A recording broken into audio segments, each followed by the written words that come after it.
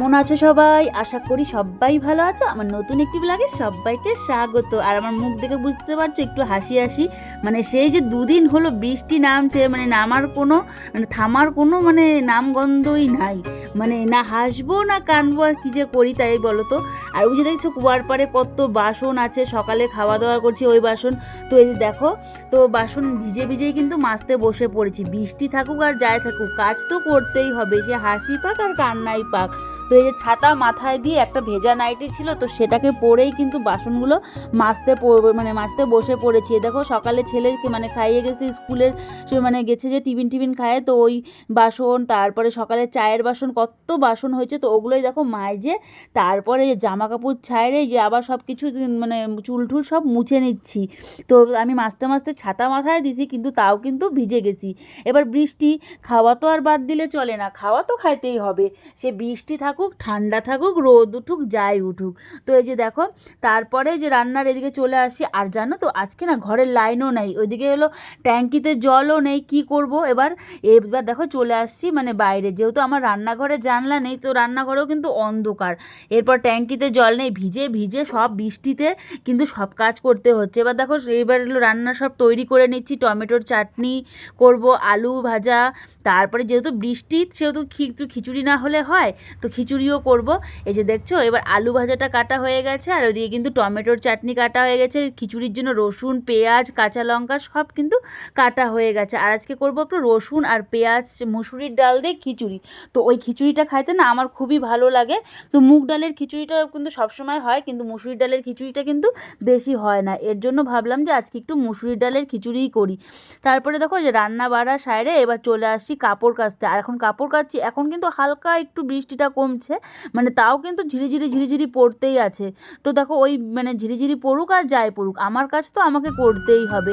তো এই দিকে অনেক কাপড় ছিল, কাপড় তো আর কমে না, তো বৃষ্টি হোক আর যাই হোক কাপড় যে বাসন মানে কাজ আর কমবে না, যেমন কাজ তেমনই থাকবে। তো দেখো এবার কাপড় টাপড় কাচছে। এবার দেখো এই যে উঠোনটা নোংরা হয়ে গেছিলো, তো উঠানটা একটু ঝাড় দিয়ে নিচ্ছি, যে পাতা পুতা পড়ছে। আর এদিকে না বড় ঝাড়ুটা দিয়েই ঝাড় দিচ্ছিলাম, তো বড় ঝাড়ুটা একটু নতুন, তো তো সেরকম ভালো ঝাড়ু হচ্ছিল না। এই ছোটো ঝাড়ুটা দিয়েই না একটু ঝাড় দিতে ভালো হয়, মানে পাতা পোতাগুলো যায়।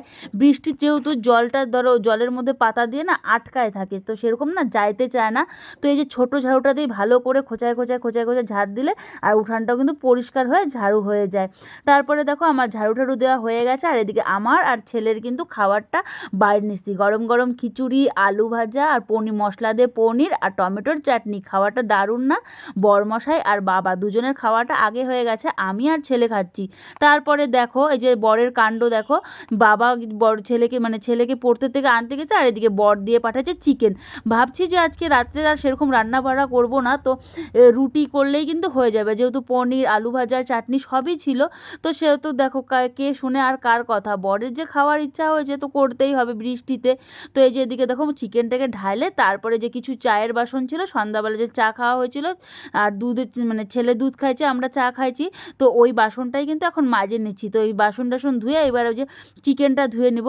আর যেহেতু বৃষ্টি বাইরে পড়ছে, তো রাত্রেবেলা আর চিকেনটা কিন্তু আর বাইরে ধুতে যাব না, এই যে এখন কিন্তু হলো ঘরেই এই জায়গাটায় ধুয়ে নেবো। তারপরে যে দেখো আজকে কিন্তু সারাদিনও লাইন ছিল না, বিকালবেলা লাইন আসছে, তো বিকালবেলা লাইন আসছে, তারপরে যে জল টল সব ভরে নিয়েছি, তো এখন শান্তি। তো জলটা না থাকলে লাইন মানে যদি না থাকে, এগুলো কিন্তু খুবই বিরক্তকর জিনিস না, মোবাইলটা চার্জ হবে না, তারপরে জল থাকবে না।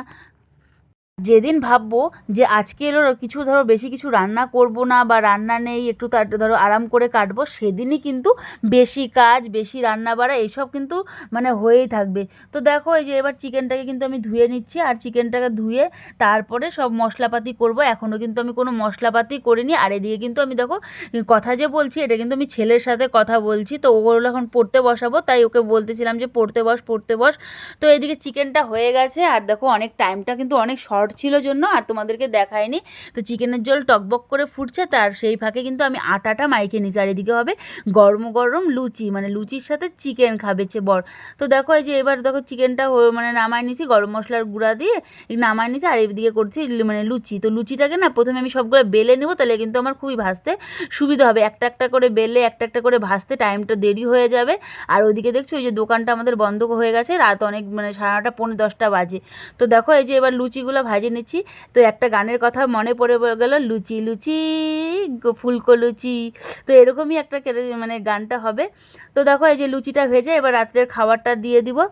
তাহলে এরপরে কিন্তু আর আমার কোনো ভিডিও করা হয়নি। তাহলে আজকের মতো ব্লগটি এইটুকুই, দেখা হবে একটি অন্য ব্লগ নিয়ে। ততক্ষণ তোমরা ভালো থেকো, সুস্থ থেকো। হ্যাঁ, আমার চ্যানেলটি যদি সাবস্ক্রাইব না করো, আমাকে সাবস্ক্রাইব করে দিয়ে পাশে থেকো।